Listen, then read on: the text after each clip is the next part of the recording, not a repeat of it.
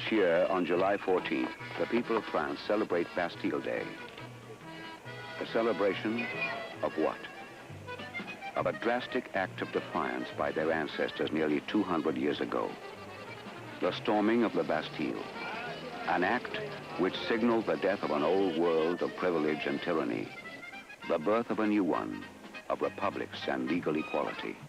If they open fire, take cover. Don't panic. Our delegates are in there. They're prisoners. They're keeping them prisoners. We've got to get them out. They're speaking French. They've hired German soldiers, Germans to kill us. Your delegates are perfectly safe. Let your delegates handle this. Keep calm until your delegates come back. Come on, hurry.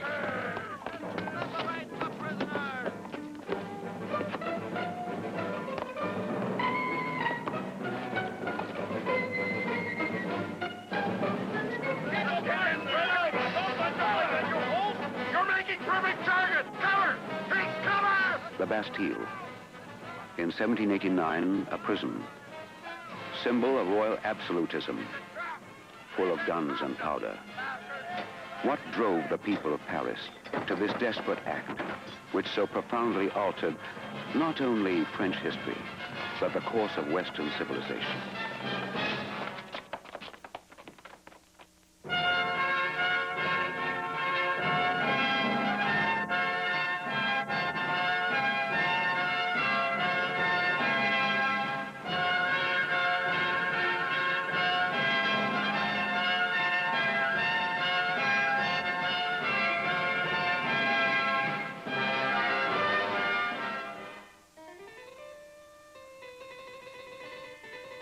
The Chateau of Versailles, home of the King of France, the largest country in Europe, perhaps the most opulent, most extravagant palace the world has ever known.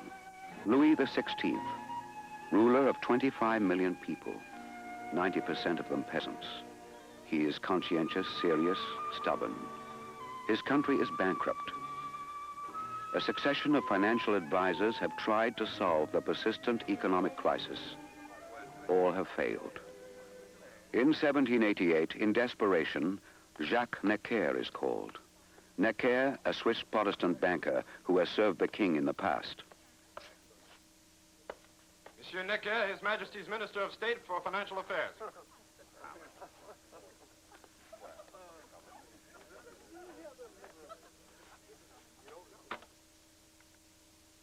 The country is rich, sire, but you are not. Excuse me for speaking frankly. I know that, Necker. You know what the problem is, sire. It's a war in America. You should never have subsidized those revolutionaries. Yes, I've been told that before. Excuse me for speaking frankly. The court is very expensive, sire. Her Majesty, your wife. I have not asked you back to lecture me, Necker. I am sorry, Your Majesty. What do you propose doing about it? Well, Majesty, there are only two alternatives. You can turn to your faithful nobles. They will give you money, but they will strip you of your power. You will become their creature. Their assemblies will rule. You will only reign. A king of France rules or he is nothing. Be sensible, Necker. Or you can turn to your faithful bourgeoisie who wish nothing more than to help you, Your Majesty. But I will advance to millions myself to the crown. The Paris bankers will follow suit. I am certain about that. But they will demand a price. 5% interest on capital is a very, very generous price. Money is not what I meant. Rather virtue such as equality and, of course, progress for everyone. I shall give Your Majesty a motto. Careers open to talent. I think that will do very well. Yes, that is what your bourgeoisie wants. Yes, Necker, but surely that's your job. Get them to work in harness. Nobles and tradesmen pull together for the nation. I mean, that's why you've made me call as States General. Of course, sir. In fact, you can count on my aid, but I am afraid that you are going to have to choose yourself. That is what ruling is, you know, choosing, sire.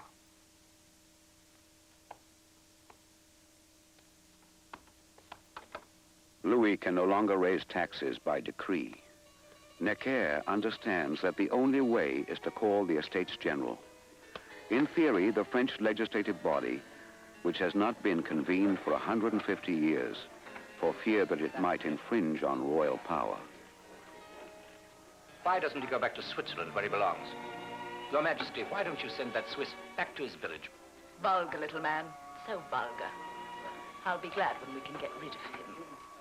Better hurry, before he ruins us all. It's my turn now. Now. Here. I'd hate to be in his shoes. Whose? Becker's. With his Estates General, he's sitting on a powder keg. I will not give you another game. You've lost far too much already. I think it's time to settle up. Do you see that? The fellow has no manners. Who invited this tradesman? I'll not be spoken to in that tone. I shall speak to tradesmen in any tone I like. I see. When you come to me for money, it's Monsieur the banker. Now I'm a tradesman. The tradesman is going now. You won't see him anymore. You won't see his filthy banknotes either. Creditors are so tiresome. They're all so tiresome. My nobles, they're so touchy. They'll be the ruin of us yet. But they're all we've got. Blood is thicker than water. Come, it's really very simple. Each of these stands for 100 delegates. Now, you see, the Estates General are composed of three main bodies. The largest one is the Third Estate, and the two others are the nobles and the clergy. You are the king. I don't look like one. Here are your nobles. This ugly thing is the Count d'Artois, the one over there with the queen.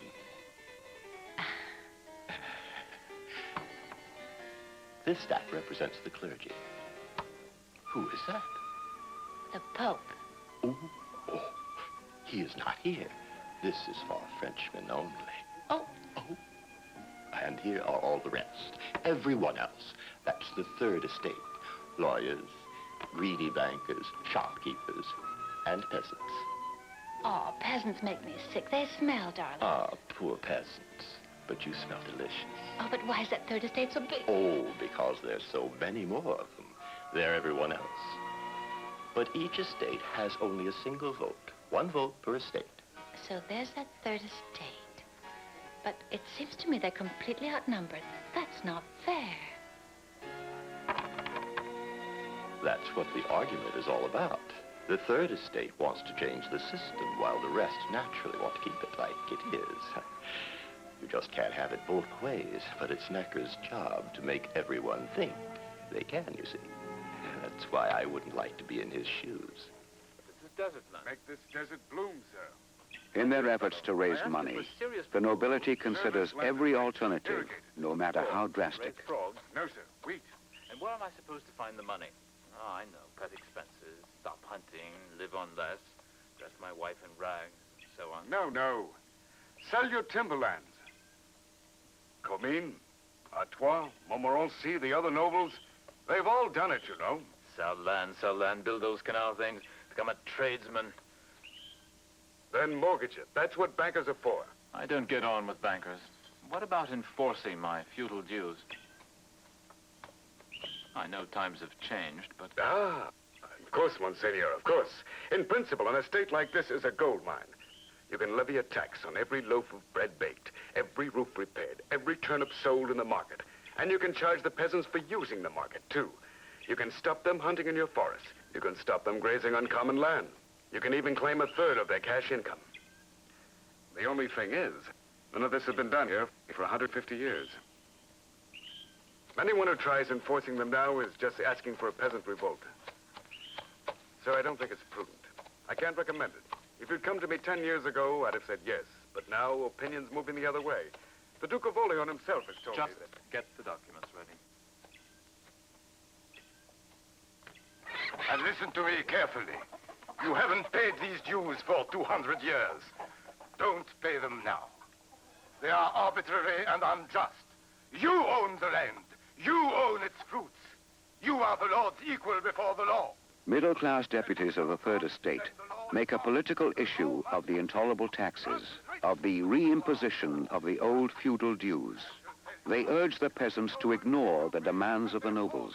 And when the prices go up, they sell, and meanwhile, you will starve. And this year of all years, the worst harvest in living memory, you should be helped, and they take the bread from your mouth. Society is a contract, a bargain. The nobles have broken their part of it, so you don't owe them anything anymore. We must free men from his chains. Food has grown scarce. The country is on the verge of famine.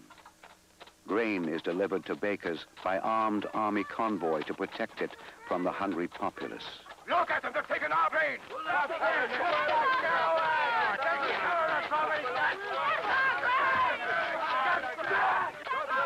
the square! Who rooted us through here, for God's sake? Clear the square! That grain is ours. We grew it. No, but keep both the wagons. Fire! Let them through! Our grain. No, get back, you! No bayonets! No! No shooting!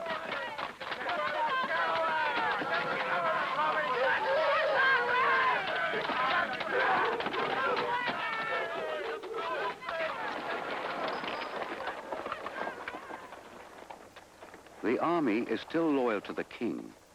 But the question is, how long will it continue to support laws that more and more middle-class officers find unjust?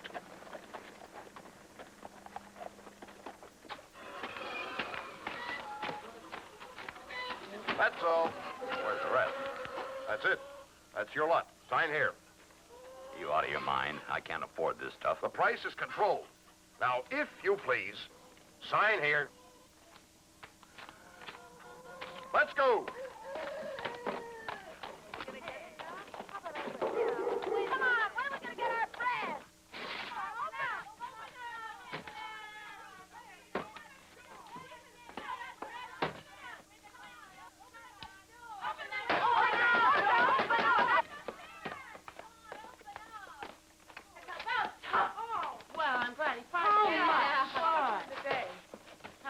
Well, look at what he wrote. 14 and a half. Oh, I won't pay any 14 and a half. The price is controlled. It's 14 and a half. It isn't right. We haven't got Well, it's not my fault. Why don't you try complaining to the king?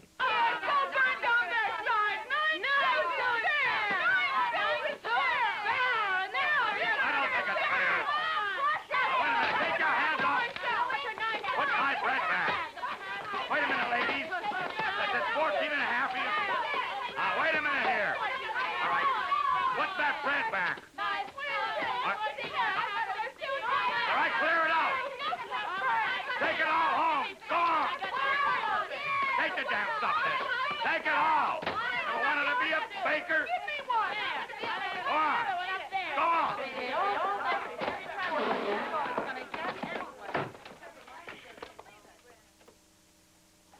In the name of the king, I certify that N.S. François being adjudged liable to payment of head and full tax, having been duly summoned to justify his non-payment. Put that all back. These are ours. Do something, don't just stand there. You haven't got any right. Here's the order. To hell with your order. You pay your taxes, you stay out of trouble. You don't pay them and you lose your furniture. Hey, he hasn't known anything for a year. Give that back, don't you touch that, you. Sergeant, arrest this woman. How dare they do What this? for? How dare you do this to us? Come on, let's get out here. Get the furniture and get a table and all the back. All right, help. Inside. Inside. Over. Hurry! Come on! The mood of the people grows violent as personal belongings are confiscated for non-payment of taxes. Their defiance is not lost on Monsieur Necker. I shall speak frankly. You always do. Your people used to call you Good King Louis. But they do not call you that anymore. They blame you for their miseries. Bread, 14 and a half sous a loaf, your fault. The toll tax, your fault. Come to the point, Necker. The point, sire, is that you cannot go on like this. There will be an explosion. I cannot say where it will end. You must ally yourself with the moderate progressive. The third estate? That is what the general public is clamoring for. Thank you, Necker. That will be all. If your majesty would permit... Thank you, Necker. Thank you. That will be all.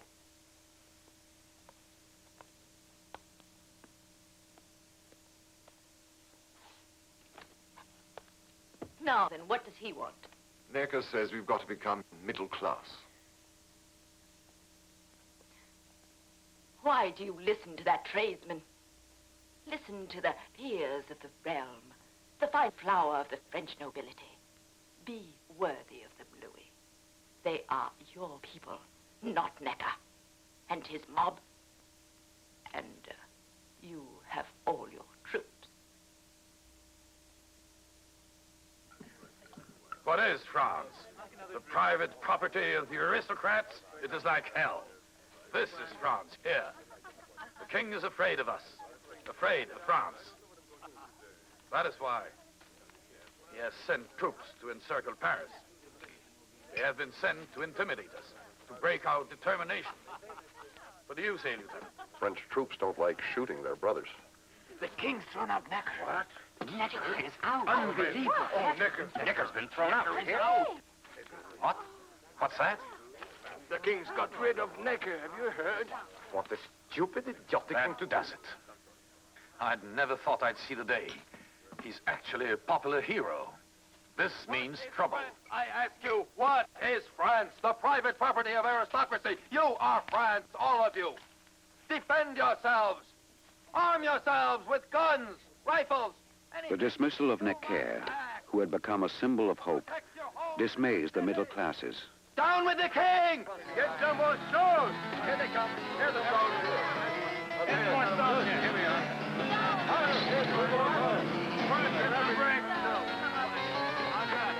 A little higher.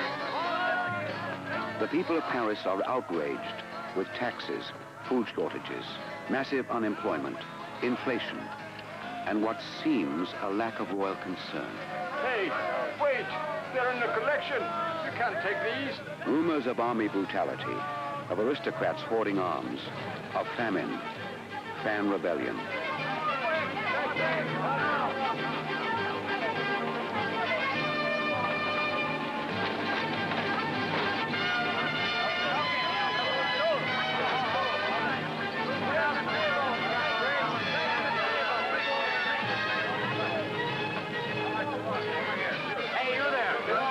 King or for the people? For the people. Lend your hand. That table over here. Gentlemen. The middle classes find themselves uncomfortably somewhere between the king representing law and order and the rebellious mobs representing anarchy. The king, the lynch. I knew it. In a minute, they'll turn on us. You can't trust mobs, I know. Don't be an ass.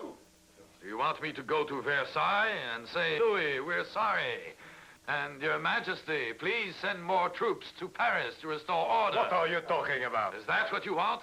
Right then. If we keep our heads, we shall be all Accepting the people of Paris as allies, the new middle-class government of the city will witness the unleashing of an unpredictable and violent force.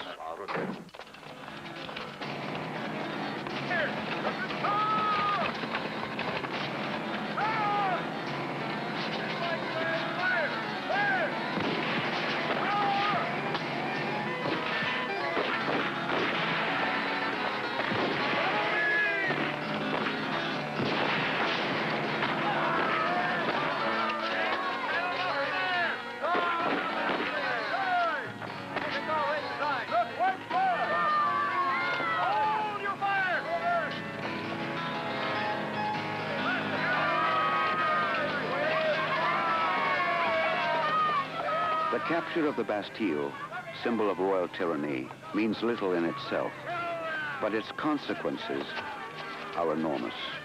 It is the signal for national revolt, a warning to tyrants everywhere, the beginning of the French Revolution, the violent, terrible end of the old regime.